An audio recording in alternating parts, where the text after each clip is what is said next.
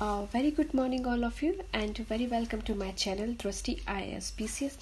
इस वीडियो में हम बात करेंगे पुलिस सुधार और न्यायिक समर्थन की आवश्यकता क्यों। हाल ही में आपको पता होगा तमिलनाडु पुलिस के द्वारा 2 व्यापारियों की कस्टोडियल डेथ मतलब उनकी यातना के दौरान उनकी मृत्यु हो गई कस्टडी में। तो इसके ऊपर हम एक होल डिस्कशन करेंगे। इसमें हम बात करेंगे कि पुलिस व्यवस्था में बदलाव की आवश्यकता क्यों है, विभिन्न आयोग समितियों की सिफारिश, पुलिस सुधार में न्यायिक न्यायालयों की भूमिका, नागरिकों को प्राप्त अधिकारों की चर्चा, इन सब पर हम डिटेल में डिस्कशन करेंगे। देखिए, पुलिस में सुधार की व्यवस्था के साथ ही न्यायिक प्रक्रियाओं के उचित उपयोग का मुद्दा भी यहाँ पर महत्वपूर्ण हो जाता है, क्योंकि प्रायः यह देखा गया कि रिमांड के संदर्भ में याचिका स्वीकार करते हुए जुडिशियल मजिस्ट्रेट जो न्यायिक दंडाधिकारी होता है उसकी प्रासंगिकता पर यहाँ पर विचार नहीं करते हैं। वे पुलिस के पक्ष पर अति विश्वास से प्रभावित होते हैं। देखिए, पुलिस क्या है, एक राज्य सूची का विषय है। संविधान के अंतर्गत पुलिस को राज्य सूची के विषय के अंतर्गत रखा गया है, इसीलिए भारत के प्रत्येक राज्य के पास अपना एक पुलिस बल होता है। राज्यों की सहायता के लिए केंद्र को भी पुलिस बलों के रखरखाव की अनुमति दी गई है ताकि कानून और व्यवस्था की स्थिति को सुनिश्चित किया जा सके। दरअसल पुलिस बल राज्य द्वारा अधिकार प्रदत्त व्यक्तियों का एक निकाय है जो राज्य द्वारा निर्मित कानून को लागू करने, संपत्ति की रक्षा करने और नागरिकों की अव्यवस्था को सीमित करने का कार्य करता है। पुलिस को प्रदान की गई शक्तियों में बल का जो वैध प्रयोग होगा यहाँ पर शामिल किया जाता है।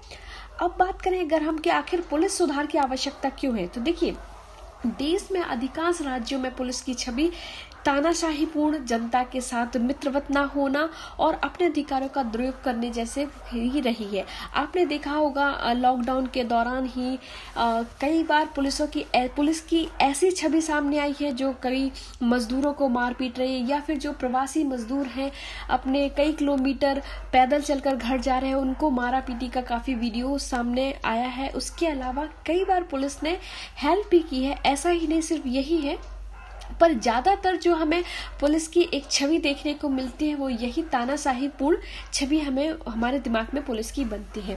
रोज ऐसे अनेक किस्से सुनने और पढ़ने को देखने को मिलते हैं जिसमें पुलिस द्वारा अपने अधिकारों का दुरुपयोग किया जाता है। पुलिस का नाम लेते ही प्रताड़ना, क्रूरता, अमानवीय व्यवहार, रौब, उगाही, रिश्वत आदि जैसे जो शब्द हैं दिमाग में आ जाते हैं। भारत के अधिकांश राज्यों में अपने पुलिस संबंधी कानून ब्रिटिश काल की पुलिस अधिनियम 1861 के आधार बनाए गए हैं, जिसके कारण सभी कानून भारत की मौजूद लोकतांत्रिक व्यवस्था के अनुरूप नहीं है। मौजूद दौर में देखा गया, देखो, जब उसी टाइम पे जो बनाए गए थे और ब्रिटिश शासन का जो मेन मकसद था, उनका मेन मकसद था कानून का शासन। तो वो लोग जानबूझकर अपने कानून को बनाए रखने के लिए, और उनका कोई लगाव नहीं था देश से, इसीलिए वो लोग इतना ज्यादा अत्याचार करते थे। पर अब ये व्यवस्था नहीं रही है, पर कानून अभी भी पुराने वही चल रहे हैं। विदित हो कि मौजूदा दौर में गुणवत्ता जांच के लिए नवीन तकनीकी क्षमताओं की आवश्यकता होती है, किंतु भारतीय पुलिस व्यवस्था में आवश्यक तकनीक के अभाव में सही ढंग से जांच संभव नहीं हो पाती है। कभी कभी इसका असर उचित न्याय मिलने की प्रक्रिया पर भी पड़ता है। भारत में पुलिस जनसंख्या का अनुपात काफी कम है, जिसके कारण लोग असुरक्षित महसूस करते हैं और पुलिस को मानव संसाधन की कमी से भी जूझना पड़ता है। और अब हम देखते हैं पुलिस सुधारों के लिए कुछ आयोग और समितियां बनाई गई हैं, उनकी सिफारिशें क्या है और कहां-कहां पुलिस व्यवस्था में कमी है।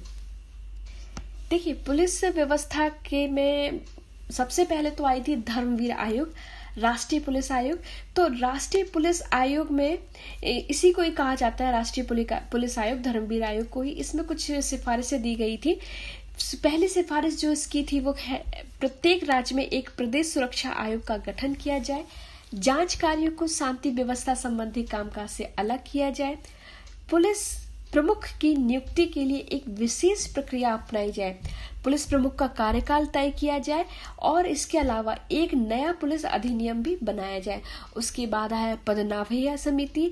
पदनाभ्या समिति में भी 2000 में पुलिस सुधारों के गठन के लिए बनाई गई थी। इस समिति का मुख्य कार्य पुलिस बल की भर्ती प्रक्रियाओं, प्रशिक्षण, कर्तव्यों और जिम्मेदारियों, पुलिस अधिकारियों के व्यवहार और पुलिस जांच आदि के विषयों का अध्ययन करना था।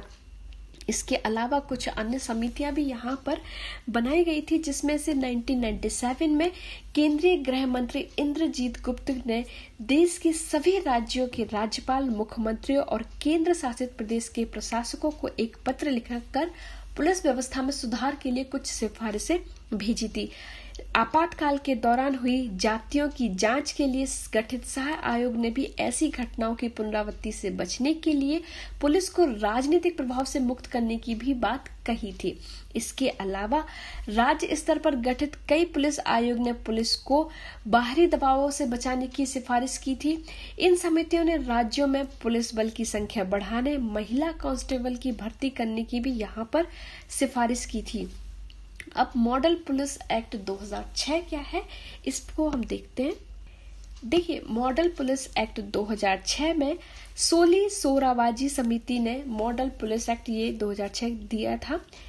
गृह मंत्रालय ने 20 सितंबर 2005 को विधि विशेषज्ञ सोली सोराबाजी की अध्यक्षता में एक समिति का गठन किया था, जिसने यह एक्ट दिया था।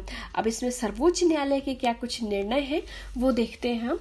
देखिए, जब कभी भी आयोग और समिति की रिपोर्ट पर कोई प्रभावी कार्रवाई नहीं हुई तो उत्तर प्रदेश व असम में पुलिस प्रमुख और सीमा सुरक्षा बल के महानिदेशक रहे प्रकाश सिंह ने 1996 में सर्वोच्च न्यायालय में एक जनहित याचिका PIL दायर कर अपील की कि सभी राज्यों को राष्ट्रीय पुलिस आयोग की सिफारिशों को लागू करने का निर्देश दिया जाए।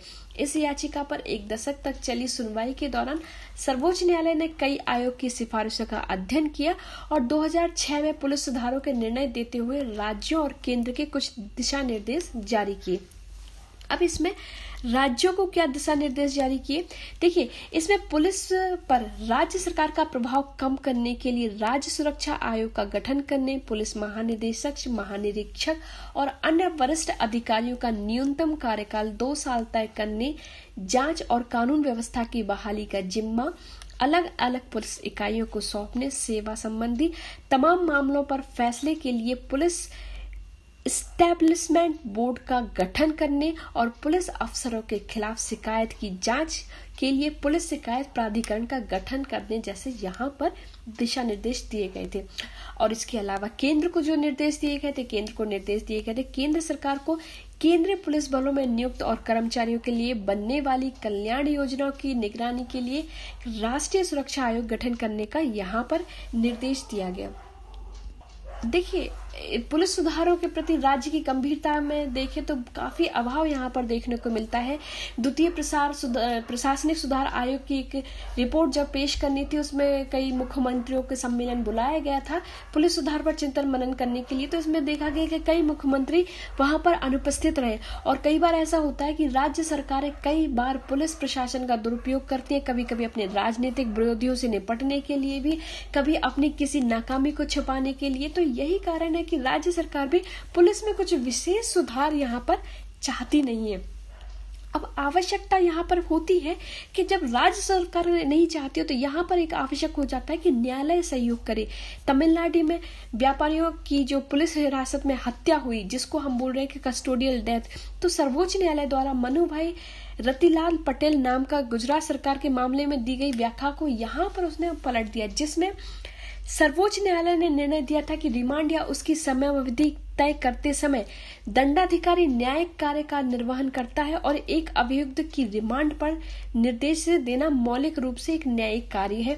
लेकिन इसमें देखा गया कि दंडाधिकारी एक अभियुक्त को हिरासत में रखने का आदेश देते समय कार्यवाही क्षमता में कार्य नहीं करता है। इस न्यायिक प्रक्रिया के दौरान दंडाधिकारी का स्वयं इस पर संतुष्ट होना अनिवार्य है कि उसके समक्ष रखे गए तथ्य इस तरह रिमांड के लिए आवश्यक है और अलग अलग तरीके से उसे देखा जाना चाहिए। मतलब ये है कि यहाँ पर दंडाधिकारी की एक महत्वपूर्ण भूमिका बन जाती है कि उसे ये सब देखना चाहिए कि जिस पर अभियोग चलाया जा रहा है वो सही है कि नहीं है।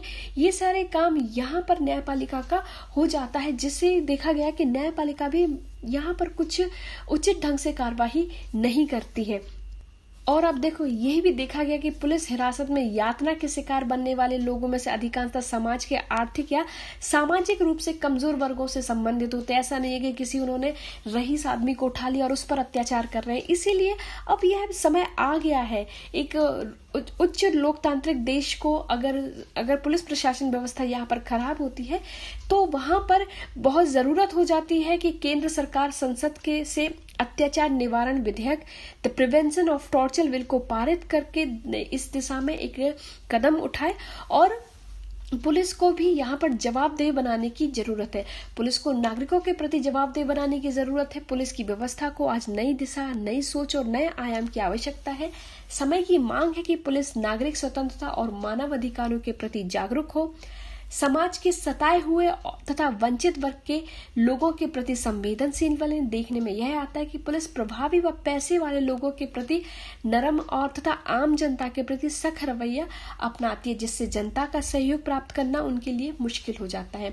आज देश का सामाजिक परिवेश पूरी तरीके से बदल चुका है। हमें यह समझना होगा कि पुलिस सामाजिक रूप से नागरिकों की मित्र है और बिना उसके सहयोग के कानून व्यवस्था का पालन नहीं किया जा सकता। लेकिन क्या समाज की भूमिका केवल मूकदर्शक बने रहना है, प्रशासन पर टीका टिप्पणी करके या कैंडल लाइट मार्च निकालकर या सोशल साइट पर अपना विचार व्यक्त करने तक ही सीमित है? प्रत्येक समाज को नीति नियंताओं पर इस बात के लिए दबाव डालना चाहिए कि उसके राजनीतिक दल अपने चुनावी घोषणा पत्रों में पुलिस सुधार को एक अनिवार्य मुद्दे के रूप में यहाँ पर शामिल करें। तो यहाँ पर एक जो बहुत बड़ी भूमिका हो जाती है, वो बड़ी भूमिका होती है उन सभी नागरिकों की जो एक एक्टिव रूप से भाग लेते हैं। उसके बाद अगर हम इसके निष्कर्ष की बात करते तो देखिए हमारे सामने प्राय पुलिस की छवि नकारात्मक ही आती है, जिससे उसके प्रति आमजन का अविश्वास और बढ़ता जा रहा है। किसी भी लोकतांत्रिक देश में पुलिस बल की शक्ति का आधार जनता का उसमें विश्वास है और यदि यह नहीं है तो समाज के लिए घातक है। पुलिस में संस्थागत सुधार ही वह कुंजी है जिसके कानून व्यवस्था को पटरी पर लाया जा सकता है और सभी तरह के गैर कानूनी कार्यों पर नकेल कसी जा सकती है। तो देखिए इसमें एक बहुत अच्छा क्वेश्चन ये भी बन सकता है कि किसी भी लोकतांत्रिक देश में पुलिस बल की शक्ति का आधार जनता का उसमें विश्वास है और यदि यही ना है तो समाज के लिए घातक होगा। तो ये बहुत ही अच्छा एक क्वेश्चन बन सकता है। तो इस वीडियो में इतना ही, मिलते हैं नेक्स्ट वीडियो में। Till then thank you and thanks for watching and stay connected. Thank you.